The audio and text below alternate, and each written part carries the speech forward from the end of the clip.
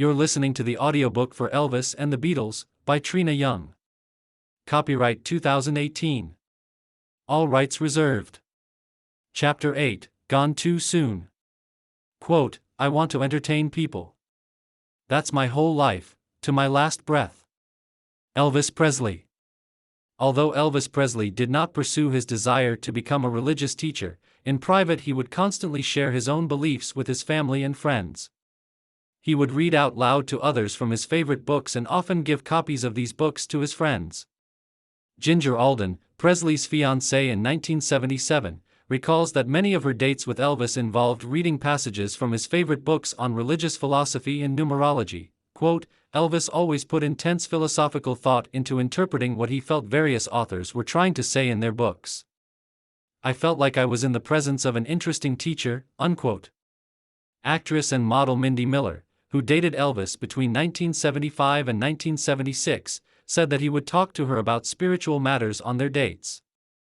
She said on their first date on March 13, 1975, Presley gave her a stack of books including The Reappearance of the Christ, with specific passages already underlined.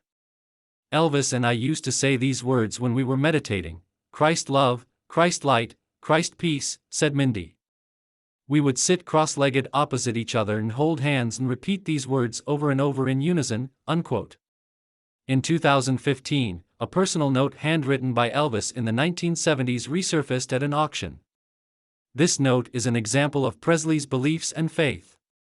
Elvis wrote a message to a friend that read, To my friend, God will give you possibilities, the answers you will have to seek within your inner heart. If you only seek it, you will receive the answers. I promise you, unquote. Elvis believed in life after death. In his later years, Presley was known to wear not only a crucifix, but also a Star of David. Linda Thompson, Presley's girlfriend from 1972 to 1976, explained that Elvis often wore additional religious symbols including an Egyptian ankh, a lamb, and a crescent moon and star to represent Islam. When asked why he wore multiple religious symbols, Presley replied, I just don't want to miss heaven on a technicality. In 1977, Elvis was the top touring act in the United States.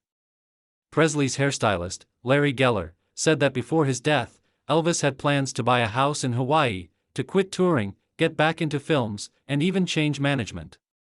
However, Elvis had a terrible fear of getting older. Starting when he turned 40, Presley did not want to acknowledge his birthdays. Who wants to see a 50-year-old Elvis Presley? Elvis would say, according to his guitarist, John Wilkerson. Presley's band and entourage all tried to encourage him by reminding him that they were getting older too and that age didn't matter. With his looks fading due to his health, the pressures of a lifetime of fame were taking its toll on Elvis. Quote, when you have the things that have been said about Elvis Presley, bad, good, indifferent, and you survive them as if you were a duck in a fresh pond, there's got to be something in your soul, in your spirit, that you have left along the way, unquote, commented Presley's first producer, Sam Phillips. At that unheard-of level of fame where Presley could not go out in public without being mobbed and was constantly scrutinized and criticized, no one can imagine how Presley coped with the pressure. Quote, people know about Elvis's generosity, about his love of his mother, but he didn't have the peers he should have had, Priscilla Presley said. It would have been great to sit around with the guys and talk about, my gosh, do you ever get nervous on stage? Do you miss your wife? Do you ever forget your lines? He didn't have that, unquote. On August 1, 1977, just 2 weeks before Presley's death, a book was released that shook Elvis and his fans to the core. It was a tell-all book written by Red West, Sonny West and Dave Hebler, 3 of Elvis's bodyguards and former friends, called Elvis What Happened. The 3 men, who had worked for Elvis for many years, had been fired a year earlier in July 1976 by Presley's father, Vernon. They worked with tabloid reporter Steve Dunleavy to write a revealing behind-the-scenes look into Elvis's prescription drug use, sex life and erratic temper. Red West had known Elvis since high school when he stuck up for Presley against some classmates that were bullying Elvis and trying to cut his long hair. A tough guy, Red worked as one of Elvis's first bodyguards and accompanied Presley to Hollywood. West appeared in several of Elvis's films as his double and also in many of the fight scenes. He also wrote a number of songs that Elvis recorded. Sonny West was Red's cousin and joined the entourage in 1960 after Elvis returned from the Army. Dave Hebler was a karate expert who Elvis hired in the early 1970s as a bodyguard. There are differing accounts as to why the three men were fired. Although Elvis and Vernon claimed it was for financial reasons, many believed it was due to lawsuits brought against Presley for security incidents involving the three men. Quote, "Someone would step off an elevator, look as if he might do something, and instead of stopping and questioning him, the bodyguards punched the poor guy out," unquote, observed Presley's road manager, Joe Esposito. "I recommended Red and Sonny be fired because they were too rough with the fans," explained Presley associate and private detective, John O'Grady. "Red had punched a guy while Sonny held him. That sort of thing was resulting in a lot of unnecessary lawsuits," unquote. Whatever the reason for the firing and the subsequent writing of the book, the damage to Presley's reputation was cemented, especially after his death. When the book was first released on August 1, 1977, it was not that popular since fans believed it was full of lies. However, after Presley's sudden death, the book became a bestseller as it seemed to help answer the public's questions about how Presley could die suddenly at such a young age. Elvis had become addicted to sleeping pills early in his career. He had sleeping problems as a child and was known to walk in his sleep. In the Army, Elvis used prescription drugs like Dexedrine to stay awake on maneuvers. After Elvis returned from the Army, the use of uppers and downers intensified with Presley's busy schedule of filming movies and recording. Elvis educated himself about prescription drugs with the help of the Physician's Desk Reference, an encyclopedia of legal drugs. Many of Presley's girlfriends have described how Elvis used to take sleeping pills faithfully every night and also urged them to do the same so that they would be on the same sleep schedule with him. Joyce Bova, who dated Elvis in the early 1970s, said Elvis seemed to have his prescription drug ritual under control. Quote, "I couldn't help but speculate how he managed the incredible exuberance and energy he invariably displayed when finally he did make his initial appearance of the day. I also knew that the number and combination of pills Elvis took far exceeded what he parceled out to me. Whatever he was doing, I had to admit it seemed to work," unquote. In contrast, Linda Thompson saw Presley's drug problem get worse. In 2002, she talked about her experience with Elvis in an interview with Larry King. Quote, "Elvis fooled himself into thinking he didn't have a drug problem because everything that he took was by prescription. Nothing illegal, he didn't even drink alcohol," Linda explained. "Sleeping medication, pain medication, diet pills, uppers, downers, a lot of painkillers. It was very difficult. To watch someone self-destruct was a great lesson in life as to I'd never want to do that," unquote. When Elvis heard about the Elvis What Happened book, he was devastated. He saw it as the ultimate betrayal and he was also upset about what his daughter, Lisa Marie, would think about the book when she got older. "It's not the content, but the principle of the thing that hurts me," Elvis told fiancée Ginger Alden. "I did a lot for these people and their families. The fact that they would turn and do this to me," unquote. Red, Sonny and Dave started planning to write the book in August of 1976. Although many book publishers stayed away from the book out of fear of lawsuits from Elvis, they finally found a publisher who offered to pay them $125,000 for their story. The authors of Elvis What Happened claimed they wrote the book to help Elvis wake up about his drug use. Quote, "A book could generate some money for us and scare the hell out of Elvis, to the point where he does something about his problem," Red West said to Sonny and Dave. "If we can scare him enough, maybe he'll clean up," unquote. On August 16, 1977, Elvis was found collapsed on the floor of his bathroom upstairs at Graceland. Ginger Alden found him unconscious when she woke up that afternoon. Presley's road manager and close friend, Joe Esposito, was called upstairs. Elvis had been sitting on the toilet and had fallen face forward at a slight angle, onto his knees, Esposito recalled. He seemed to either have passed out or died sitting on the toilet, then just kneeled over, because he was frozen in that position, on his knees. "The moment I touched Elvis, I knew he was dead," unquote. Quote, "Death is gonna find you regardless of how good you are," Elvis had said. "When it's your time, the Lord's gonna take you," unquote. The countless stories of Presley's abuse of prescription drugs in Elvis What Happened helped fuel the belief that Elvis had died of a drug overdose, not a heart attack as declared to the press by the medical examiner as the official cause of death. Many of the drug-related incidents described in the book have been confirmed by others in the years following Presley's death. In Presley's autopsy, a combination of 14 prescription drugs was reportedly found in his system.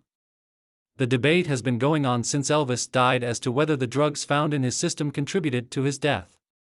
The medical examiner claimed that the toxicology reports showed that no drugs found in Presley's system were in significant quantity to cause his death.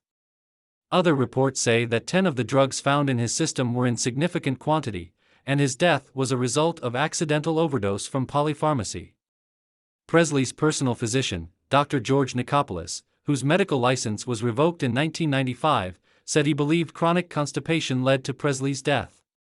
The two-page medical examiner's report stating that Presley died from cardiovascular disease was released to the public. However, the full autopsy report, which could run up to 50 pages or more, is the private property of the Presley family. In actuality, the public may never know the full details involved in Presley's death since his official autopsy report will legally remain sealed. Although in 2027, 50 years after his death, Elvis Presley's death certificate, which contains the official cause of death, will be made public according to Tennessee law. In 2015, a documentary on Reelz TV re-examined the death of Elvis Presley. Forensic pathologist Dr. Richard Shepard claimed that Elvis died as a result of straining on the toilet. Dr. Shepard says that when Elvis, who had chronic constipation, was trying to go to the bathroom, the quote, pressure increases and it reduces the blood returning to the heart through the vena cava, the main artery for the lower part of the body, and the chance for an abnormal cardiac event are greatly increased, unquote. Admitting that there were many things physically wrong with Elvis at that point in time, Shepard says, straining to go to the toilet when he was constipated, caused the change in blood flow, caused his heart to fail at that moment, and he collapsed and he died, unquote. Although never officially confirmed, the perception that Elvis died as a result of drug abuse is cemented in the public psyche. After Michael Jackson died of an accidental drug overdose administered by his doctor in 2009, Lisa Marie Presley talked about the similarities between the death of her father and her former husband, quote, "It really blows me away. I still try to figure out why. What is it that I had to go through it twice, were these two incredible people who had the same fate? What is it about me? I went through it once, that was painful, and I went through it again, and I don't quite understand it," unquote. As for the bodyguards, while Elvis felt incredibly betrayed, especially by Red and Sonny West who were practically family, he had no choice but to accept what they did in publishing Elvis What Happened. The day before he died, as he was preparing to go on tour again, Elvis told bodyguard Dick Grobe, "We'll just show them how wrong they are. We'll make this tour the best ever." Of course, the whole world was in shock that the king of rock and roll had died suddenly at the young age of 42. As thousands of fans gathered outside Graceland to mourn Presley's death, accolades poured in from around the country. Quote, "Elvis Presley's death deprives our country of a part of itself," said President Jimmy Carter in his official statement. "He was unique and irreplaceable. More than 20 years ago, he burst upon the scene with an impact that was unprecedented and will probably never be equaled. His music and his personality, fusing the styles of white country and black rhythm and blues, permanently changed the face of American popular culture. His following was immense, and he was a symbol to people the world over of the vitality, rebelliousness, and good humor of this country," unquote. Several of Presley's peers in the music business also expressed their sentiments on his passing. "There have been many accolades uttered about Elvis's talent and performances through the years, all of which I agree with wholeheartedly," said Frank Sinatra. "I shall miss him dearly as a friend. He was a warm, considerate and generous man," unquote. "I wasn't just a fan, I was his brother," said James Brown.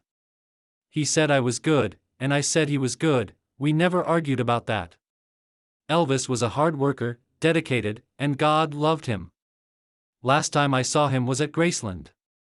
We sang Old Blind Barnabas together, a gospel song. I love him and hope to see him in heaven." There'll never be another like that soul brother, unquote. It ain't my business what he did, commented Sammy Davis Jr. in 1984. Only thing I want to know, was he my friend? Did I enjoy him as a performer? Did he give the world of entertainment something? Yes, on all counts, and that's the name of that tune because that other jazz don't matter, unquote. When Elvis died, John Lennon released a statement from Japan, where he was visiting with Yoko, in August 1977. Nothing really affected me until Elvis, he said. But in the weeks that followed, the Japanese press kept hounding him for a longer comment.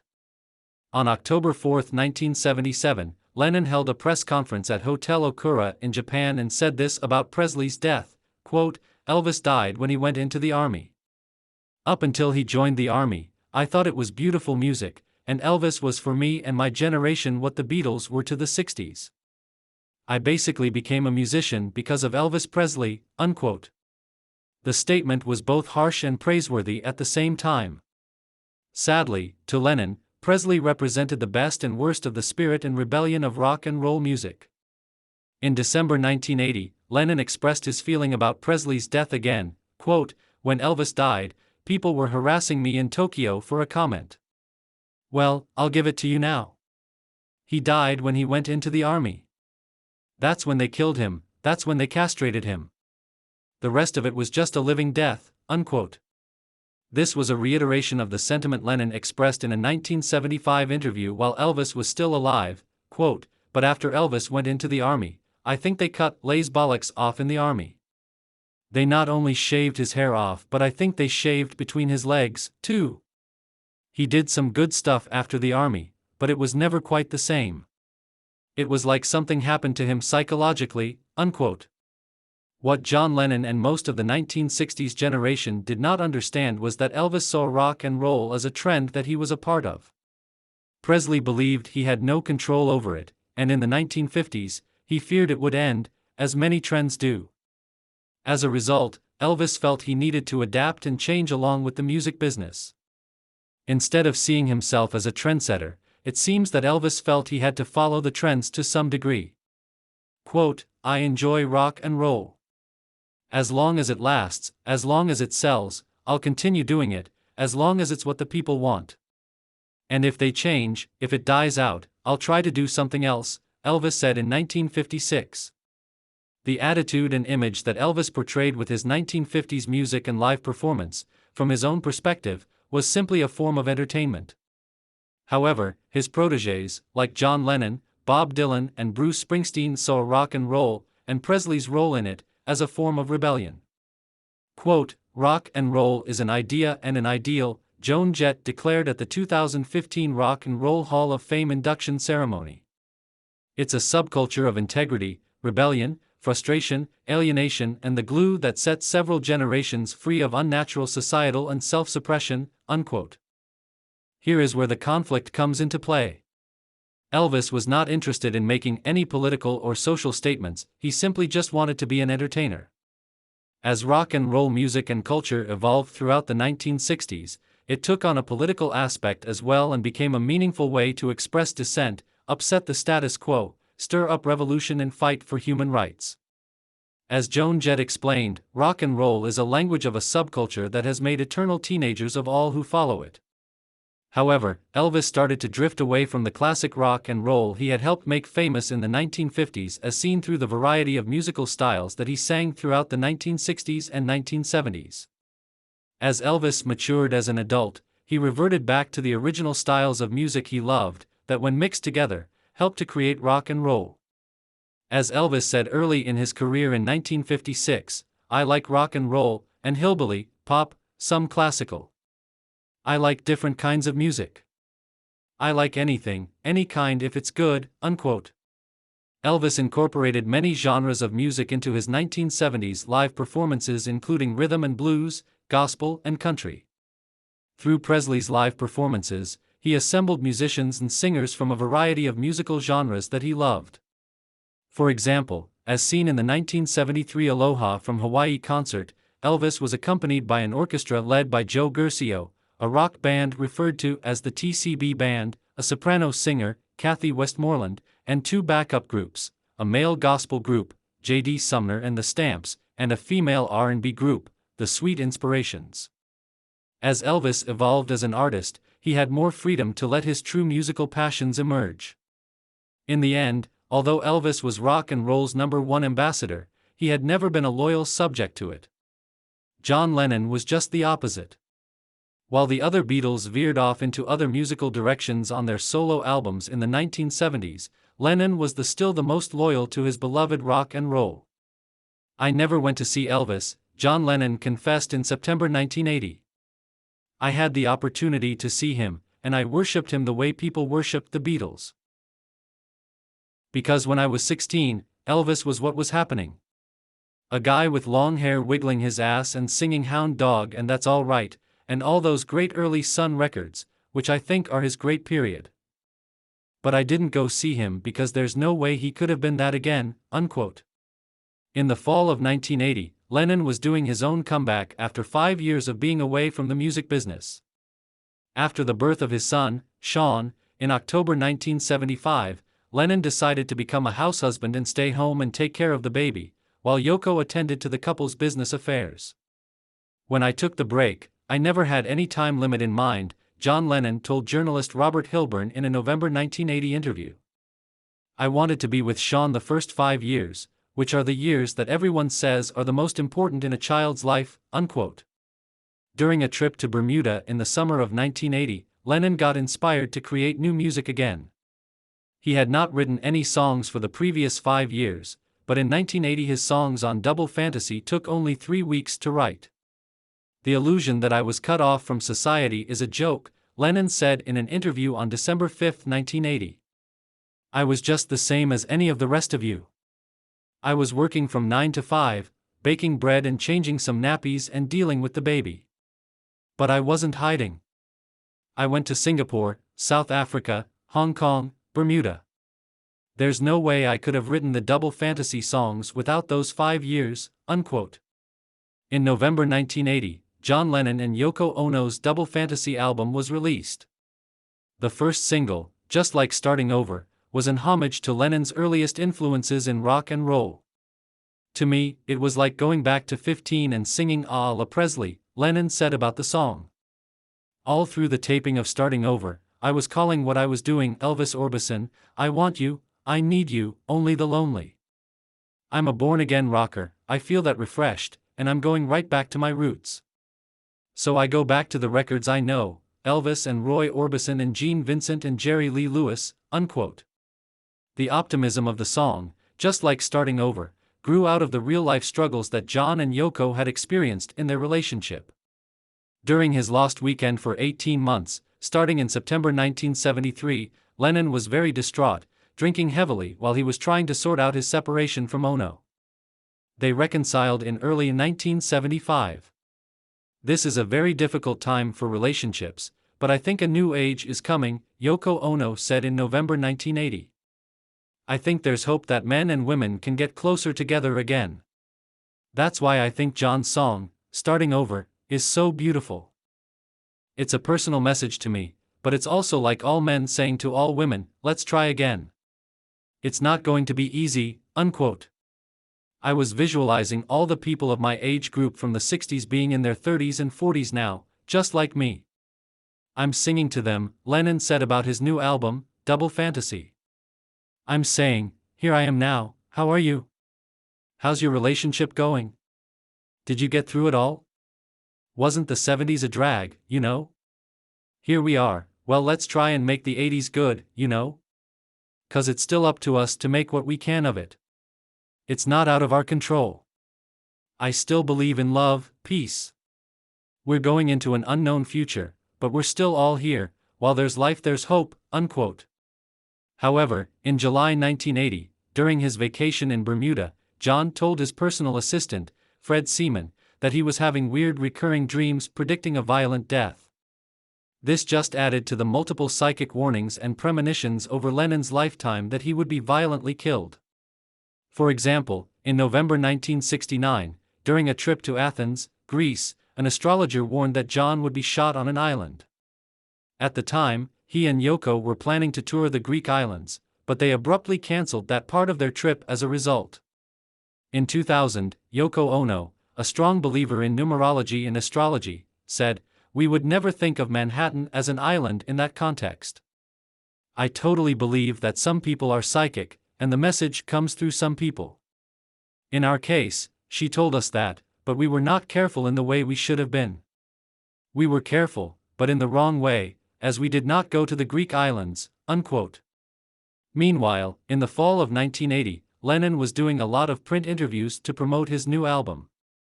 Journalist Robert Hilburn, who had spent time with Lennon in Los Angeles in the mid-1970s during his Lost Weekend, was invited to spend 3 days with John and Yoko in September 1980 while they finished Double Fantasy. One day at his apartment in the Dakota Building, Lennon took Hilburn into his son Sean's playroom where he kept his vintage jukebox. John started playing a bunch of Elvis 45s including Don't Be Cruel. "We had such a good time over the 3 days that John invited me to his and Sean's birthday party at Tavern on the Green," recalled Hilburn. Both Lennon and his son, Sean, had birthdays on October 9th.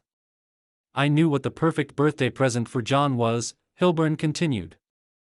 "I had mentioned in the studio that there was a great new Elvis photo book by Alfred Wertheimer, who had spent a couple of weeks with Elvis around the time of Hound Dog in 1956. John hadn't seen it. I didn't want to bother John, so I left the book with the doorman." Unquote. Sadly, Hilburn never saw Lennon again. 2 months later, John Lennon was dead. "Life begins at 40, so they promised," Lennon said in an interview. "I believe it, too. I feel fine. I'm excited. It's like 21 and saying, 'Wow, what's gonna happen?'" Unquote. John Lennon was murdered on the night of December 8, 1980, right in front of his apartment building, the Dakota, in New York City. Just like Elvis Presley feared years before in Las Vegas that someone would try to kill him to get notoriety, the man who shot and killed Lennon was looking for fame.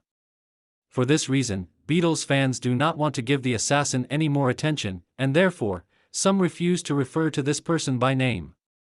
The assassin believed that, quote, "he was nobody, and John was someone known to the whole world," according to author Steve Turner. The thought came to him that if he killed John, John would become nobody, and he would become known to the whole world. Unquote. The assassin had met John Lennon earlier on the day of the murder outside of the Dakota asking Lennon to autograph a copy of the Double Fantasy album. A fan witnessed this meeting and took a photo of the murderer standing next to Lennon. After a mixing session that night at the record plant studio, John and Yoko's limousine pulled up to the curb in front of the Dakota on 72nd Street at 10:50 p.m. Yoko got out first and John followed as they started walking towards the Dakota entrance. The killer emerged out of the darkness and shot Lennon 4 times in the back and shoulder. Lennon staggered a few feet to the Dakota concierge office, climbing up several steps saying, I'm shot. He then fell to the floor, dropping a bunch of cassettes he had been carrying. As John Lennon lay bleeding inside the building, outside the Dakota doorman shouted at the assassin, "Do you know what you've just done?" "I just shot John Lennon," the killer said. He tossed his gun to the ground, and stood there reading a copy of The Catcher in the Rye until the police arrived and arrested him. Lennon was rushed to Roosevelt Hospital, now Mount Sinai West, in a police car since his injuries were so dire, arriving at around 11 p.m. Although the emergency room doctors made every effort to revive him, John Lennon was pronounced dead on arrival at 11:15 p.m. As soon as the news began to spread in New York, fans started gathering outside the Dakota in the middle of the night. Reaction came in from around the world after sportscaster Howard Cosell, who was hosting Monday Night Football, announced it live on national television. Cosell was apprehensive about announcing this tragic news in the middle of a football game, but his co-host, Frank Gifford, urged him off camera to do so. "An unspeakable tragedy confirmed to us by ABC News in New York City," announced Cosell. John Lennon, outside of his apartment building on the west side of New York City, the most famous perhaps of all of the Beatles, shot twice in the back, rushed to Roosevelt Hospital, dead on arrival. "Hard to go back to the game after that news flash, which in duty we had to tell you," unquote. Radio stations around the world began playing Lennon and Beatles music day and night. President-elect Reagan called it a great tragedy. As part of a longer official statement, President Jimmy Carter said, "It is especially poignant that John Lennon has died by violence, though he had long campaigned for peace." John Lennon was cremated and there was no formal memorial service. Instead, Yoko called for a 10-minute moment of silence on Sunday, December 14, 1980, at 2 p.m. from wherever you are at the time to remember John. Many radio stations went silent for those 10 minutes as 400,000 fans gathered in Central Park. "John loved and prayed for the human race," Yoko said. "Please pray the same for him," unquote. Jan Wenner, the co-founder and publisher of Rolling Stone magazine, took part in the Central Park vigil and said this, "Never in my life have I stood shoulder to shoulder with people so absolutely still and felt such unity, peace and hope. I sent prayers and thoughts out that I know were received. You could feel a spirit moving above us, something serene and clear and open. Then Imagine was played and I wept," unquote. Ironically, the call for unity and peace that Lennon sang about in Imagine seemed to be achieved on that day due to the worst of circumstances. Some 30 years later, a tradition began in New York's Times Square, where Lennon's song is played on New Year's Eve. And so for a few minutes every December 31st, the same feeling of peace and unity is felt among the crowd and around the world, as John Lennon's Imagine is played just before the clock strikes midnight. John Lennon's killer was sentenced to 20 years to life and became eligible for parole in 2000. Every 2 years since then, he has been denied parole. Quote, "Double Fantasy represented a great achievement for John, but it should not be regarded as the culmination of his life's work," wrote author John Wiener. Nothing in John's life was ever definitive. That was part of his appeal. He was a person who was always in the process of becoming. "Your way of life," Lennon once said, "is a political statement." The best of his work as an artist coincided with the biggest risks he took as a person, Wiener continued. From working-class hero, to watching the wheels, he struggled to make the personal and the political come together, unquote. "The thing the 60s did was show us the possibility and the responsibility that we all had," Lennon said in an interview given just hours before his death. "It wasn't the answer. It just gave us a glimpse of the possibility," unquote. For baby boomers and new generations of Beatles fans, there was double heartache.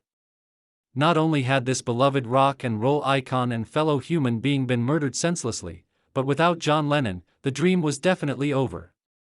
Now, there really was no chance for the Beatles to ever reunite as a group. "All these Beatles rumors are silly," John said in an interview 3 weeks before his death. "I mean, do we really want to go out there and try to recreate something that happened 15 years ago? There's no way we could live up to their dreams. The only time I think about it is when someone asks me. But I do know how people feel," Lennon continued. "When I was a kid in Liverpool, we used to always get these rumors about Elvis coming to London. We'd save our money and try to figure out how to get a ticket. Then, nothing would happen. It went on for years, but he never played in England. I guess the Beatles rumors will go on too," unquote. I guess the